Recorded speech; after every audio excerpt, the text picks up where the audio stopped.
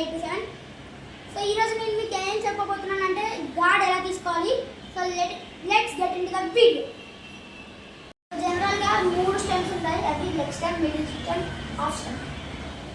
Cricketers చెప్తారు జనరల్గా, మీరు చూసుంటారు leg 1, leg 2, middle stem, half stem చెప్పారు అనుకోండి. కానీ నేను ఎక్స్ప్లెయిన్ చేస్తాను. ఇదేంటంటే స్ట్రైట్గా ఉందా, వికెట్స్కి స్ట్రైట్ ఉందా లేదా, లెగ్ స్టెప్ ఉందా, లెగ్ స్టెప్కి స్ట్రైట్గా ఇట్లా తీసుకోవచ్చు, లేకపోతే ఇట్లా పరిస్థితి పెట్టచ్చు. దీన్ని లెగ్ 1 లేకపోతే మీరు చూసుకొని ఇట్లా తీసుకోండి. సో ఇక్కడ లెగ్ 1 అని చెప్పండి. సో దీనికి ఏం చేస్తారంటే అప్పుడప్పుడు మీరు ఆడినప్పుడు మట్టి గట్టిగా ఉంటుంది కదా, సో అందుకే ఏదైనా చాక్ పీస్ తీసుకెళ్ళండి, లేకపోతే మట్టితో మీకు తీసుకోండి, అది మీ ఇష్టం, మీకన్నా నేను తీసుకోండి. సో లెగ్ 1 అన్నాడు, ఎంపెన్స్లో చూపించింది అన్నాడు. సో నేను ఇప్పుడు ఏం చేస్తా, ఇక్కడ ఒక మార్క్ పెట్టుకుంటా. తర్వాత ఇది ఇక్కడ నా కాళ్ళు 2 స్ట్రైట్ ఉన్నాయి, ఆ దూరం పెట్టినా దగ్గర పెట్టినా స్ట్రైట్ ఉన్నాయి. అక్కడ నా కాళ్ళు పెట్టిన మార్క్ వేసింది కదా, వస్తాము.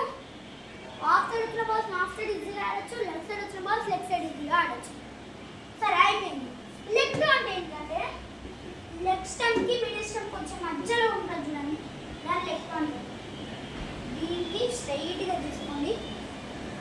మీకు ఇట్లా జనరల్గా చూపిస్తున్నా కానీ మీరు డైరెక్ట్ చూపించవచ్చు.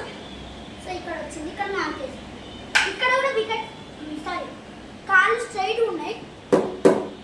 ఆఫ్ సైడ్ వచ్చిన బాల్స్ ఆఫ్ సైడ్ ఆడతా, లెగ్ సైడ్ వచ్చిన బాల్స్ లెగ్ సైడ్ ఆడతా.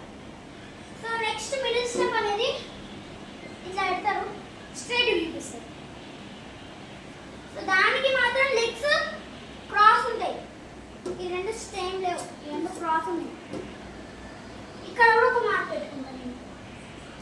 పెట్టుకొని ఆఫ్ సైడ్ వచ్చిన బాల్స్ కూడా ఈజీగా లెగ్ సైడ్ ఆడచ్చు. మీరు మిడిల్ స్టెప్ తీసుకుంటే ఆఫ్ సైడ్ వచ్చిన బాల్స్ కూడా లెగ్ సైడ్ ఈజీగా ఆడచ్చు.